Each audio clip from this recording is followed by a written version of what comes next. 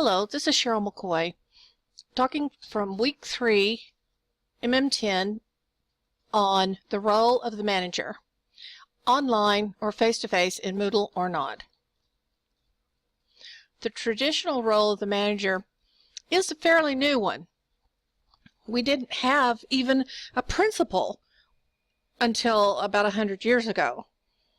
So we're talking about the teacher being the number one traditional role, and the principal, and then their staff, like the librarians and things like that. So in the traditional role of manager, this is something that's come along since we have had technology.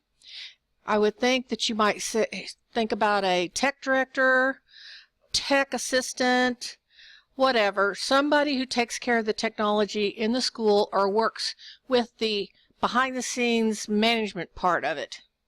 So in the classroom or in the school, the manager has a responsibility to the teacher and the school. It's highly unlikely that the manager is ever going to go in and teach a class. I mean, they may show a piece of equipment or they may explain how to use something, but that's about the sum of it, and that probably won't happen when there's students there. There would be adherence to school policies. They are particularly bound by school policies because their job is to assist and develop and grow the technical system that supports the teachers. Maintain technologies, hardware, software, peripherals. And it is difficult to make changes because people are concerned about hacking, kids getting into the system, people using it for the wrong reasons, etc., etc.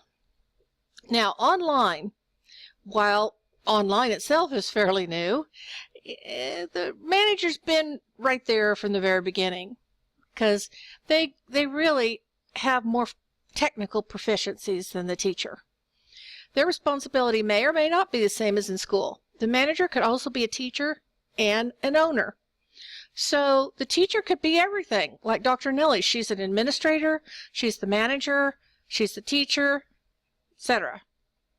The online manager often has more flexibility in creating, modifying, and using the guidelines, policies, and curriculum. Helping teachers and others develop individualization as a part of their online management, that's it. They may have tips, or a teacher might come to them and say, I'd like to do thus and so. And so the manager could say, well, what is it you want that to look like? What do you want that to look like? And so the teacher tells them, and then they say, well, you might consider blah, blah, blah. And so they would consider that step that the manager just suggested, go back, work with it, and then go from there. Now, their response change is essential. That is the main part of the job. You have to be able to respond in a prompt way. When speaking of the role of manager in a Moodle course, we're thinking of a level of proficiency, not rank, just as we are as a teacher. Managers are more proficient in their technical knowledge than a teacher, and they have more permissions in the Moodle to implement, access, or change in the Moodle. The manager role in Moodle adopts a best practice based on the principle of least privilege. I thought that was intriguing.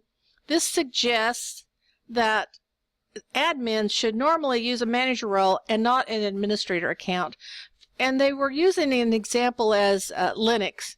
You don't want to go in there as the person who owns everything and get into the root. For other, more complex Moodle components, even the manager must go to the administrator.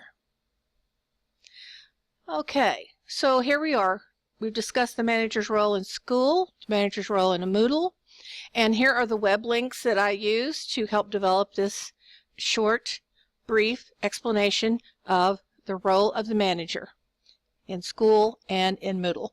Thank you very much. If you'll give me a thumbs up and subscribe to my channel, Into Teaching Everyone, I would really appreciate it.